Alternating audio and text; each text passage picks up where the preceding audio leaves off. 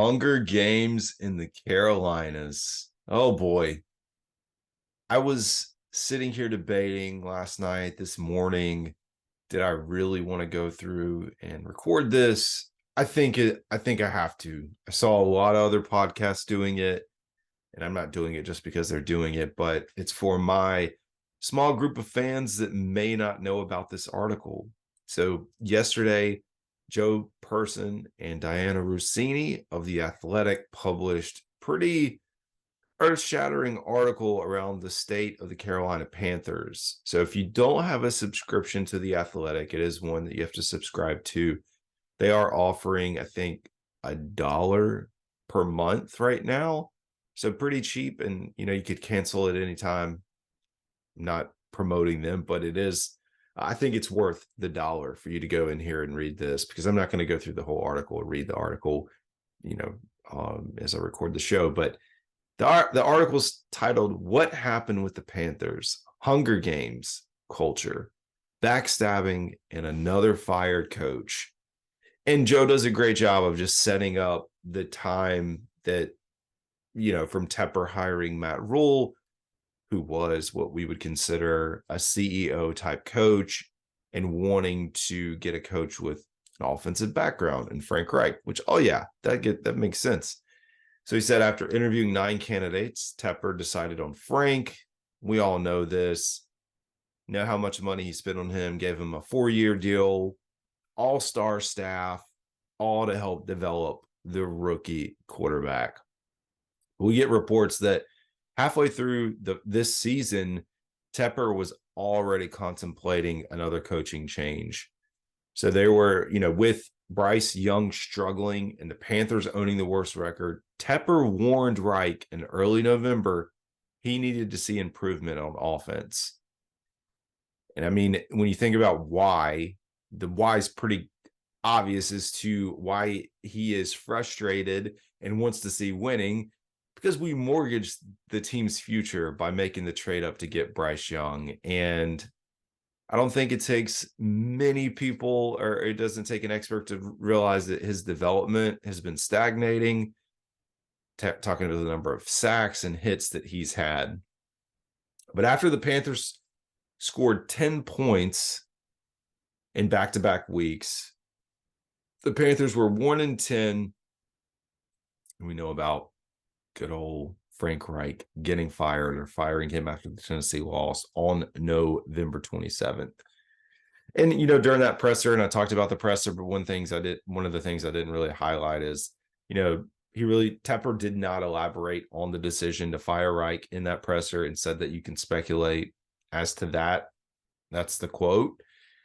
But, Joe says the offensive problems and Young's development doomed Reich. But there was a lot going on behind the scenes and on Reich's staff, and this is where it gets juicy. The Athletic spoke to more than 20 Panthers coaches, players, and other league sources, some of whom were granted anonymity so they could speak freely. They painted a picture of dysfunction inside the Panthers' offices, with assistant coaches undermining other coaches, as many went into self-preservation mode when it became clear Reich's days were numbered. Team sources described a Hunger Games culture at Bank of America Stadium. Coaches said they believed other staff members were texting Tepper behind Reich's back about issues they saw with the team. You're going to love this. In one instance, general manager Scott Fitterer and an offensive coach went to Tepper with a coaching suggestion for the quarterback. People just finger pointing, hoping they don't get exposed, said one assistant. I mean, just think about the nature of working in an environment like that. Like, maybe you have worked in an unhealthy environment, you know what that's like. But when you think about an NFL team that's supposed to be cohesive and working together towards a goal, and you can't really turn your back, and you expand this out, and like, when this article comes out, and it is out, and there's future coaching candidates that are going to read it. I know you can go out to Glassdoor, like if you think about searching for a job and you read a lot of the negative reviews, and you sit there and you're like, man, are these true? Or are these just really mad employees?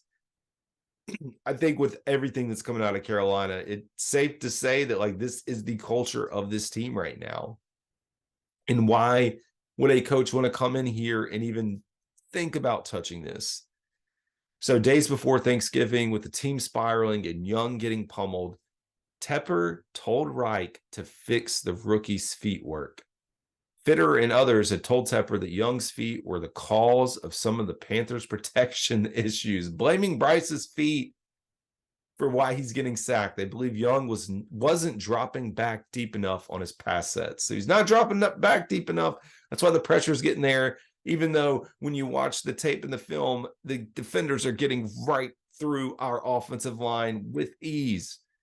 Yes, I do think, like, just in general, Bryce Young could absolutely work on his footwork. He could work on his arm strength. He could work on a lot of things, but to blame the sacks or the reason for getting sacked so much for his footwork. I mean, there's a lot of other things that tie into getting sacked, and partly is you could say size, maybe. I don't know. I mean, we have seen him get taken down on some not to call them easier tackles, but plays where if you look at other quarterbacks in the league that are able to shake some of those type of plays. But I'm not here to harp on that. Tepper's been criticized for micromanaging and getting hands-on with football decisions. Prior to the 2019 season, he persuaded then head coach Ron Rivera to switch to a 3-4 defense, which Tepper was familiar with as a former Pittsburgh Steelers minority partner, and drove the team's interest, remember, in Deshaun Watson. Oh my gosh, I'm so glad we did not get Deshaun Watson before the quarterback was traded to Cleveland in 2022. Tepper's instruction about Young's footwork came after weekly conversations between Tepper and Reich on Young's development and early struggles. And we've heard it in Reich's pressers. There was a weekly meeting. Who knows what else they talked about, but they had a weekly sync up. And I mean, I just can't imagine any coach wanting to come in here and deal with all this. League sources said that Tepper struggled with the decision to fire Reich, but the combination of Young's difficulty understanding Reich's offense, specifically the reads, timing and ball placement, as well as Young's lack of protection, convinced the owner the organization wasn't helping its quarterback, but ruining him. Reich's firing came 10 months after he was named the first offensive-minded head coach in Panthers history. We know about the all-star staff and just how things fell apart from there. Tepper also encouraged Reich, and we heard this, to go outside of his circle with some of the hires. As such, many of the offensive coaches had never worked together and brought different philosophies to an offense that were led by a rookie quarterback. I mean, that part alone, you hyped it up as like all-star staff, all these ideas. Sounds like it was a terrible idea. And part of the reason the Bryce was struggling early, you have all these voices inside of your head telling you, you should do this on this play, or someone trying to pull you aside and say, oh, no, you should do this. And then someone else stepping in, the head coach, say, no, this is the way I want this to go. Terrible, terrible situation for any player, much less a rookie quarterback. Besides the disagreements in scheme, there were personality conflicts and factions formed on the staff that included two main holdovers from old staff. And guess who they were? Offensive line coach James Campman, special teams coordinator Chris Taylor, both of whom were retained at Tepper's urging, wanting them to keep these guys. And look who's your interim head coach right now.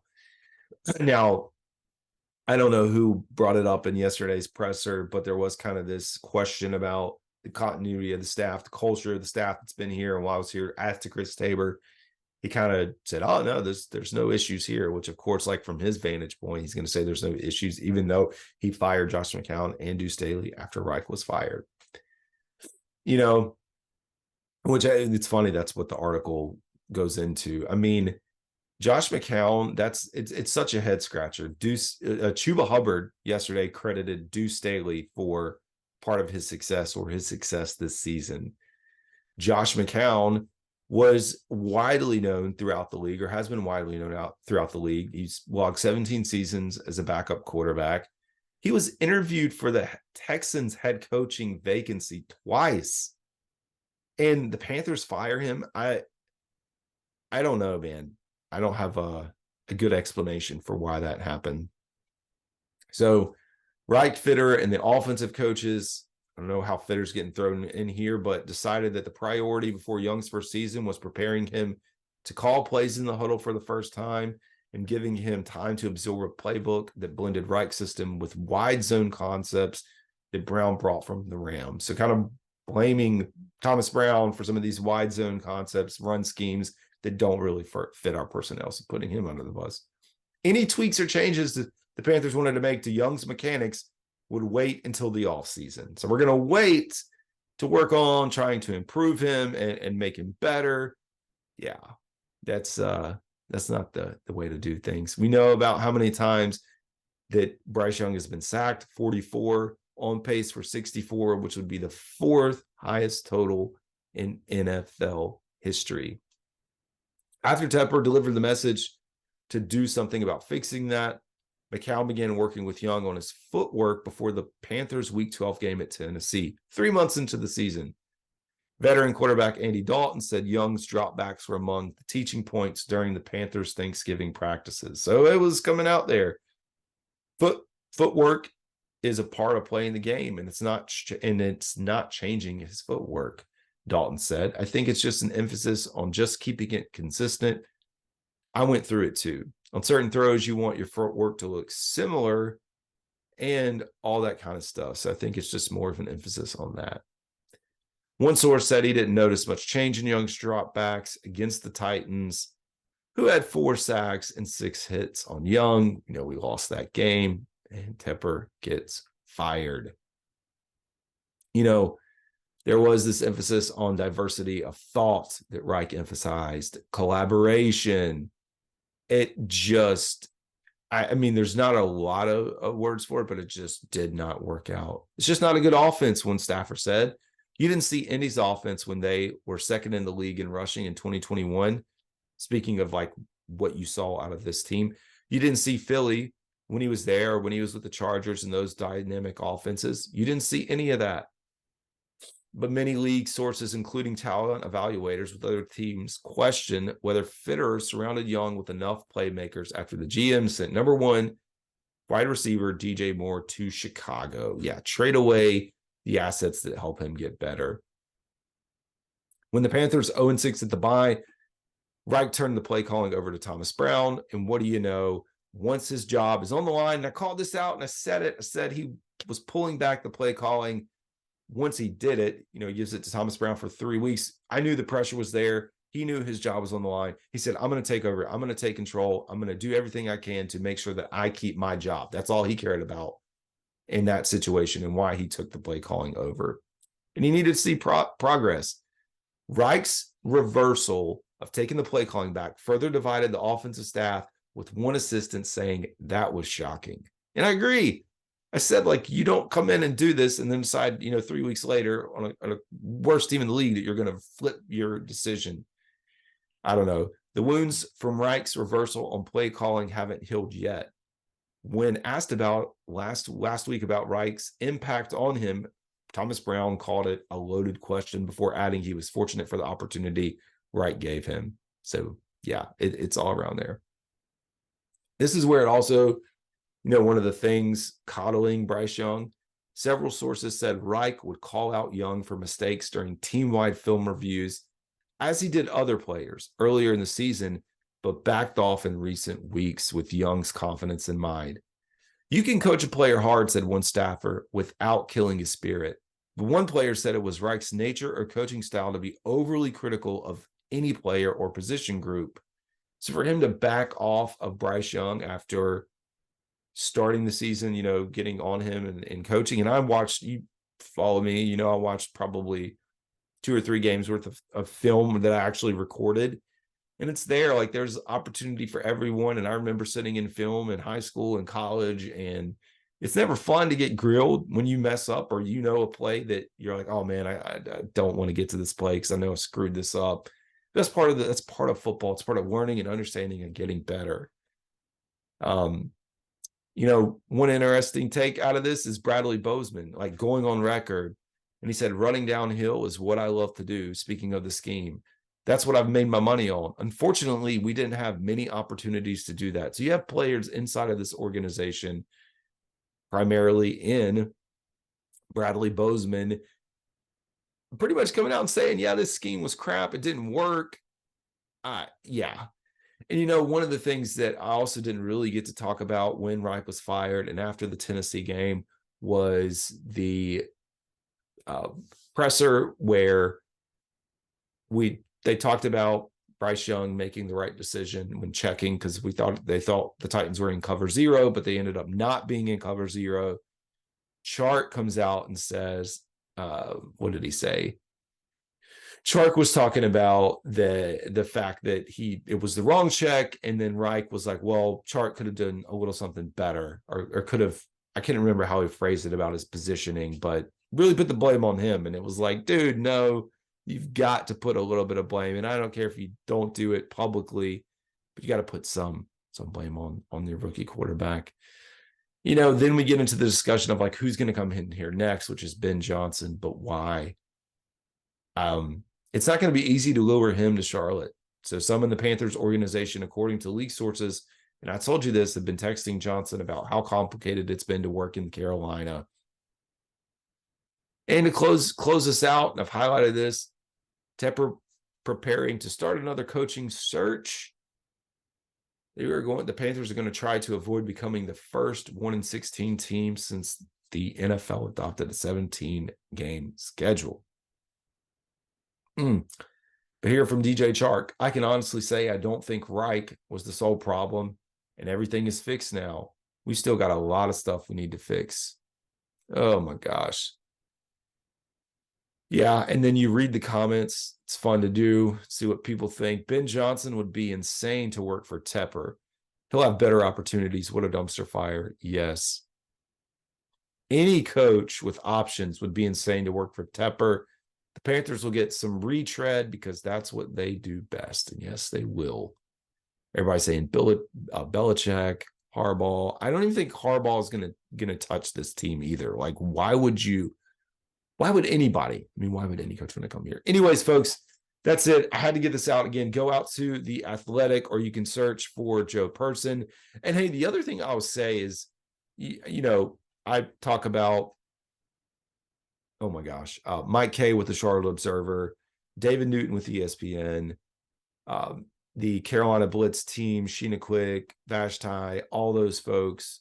Joe Person, man, he is one that he doesn't follow me, but he does interact whenever I, say, hey, great job, or whatever it is. So I appreciate him interacting with us, the fans, and or me as we go through. I told him, great article. He liked that messaging, it's cool, man. It's cool to get that interaction from some of these folks out there that, they're not robots. So anyways, that's all I got, folks. Y'all have a good one.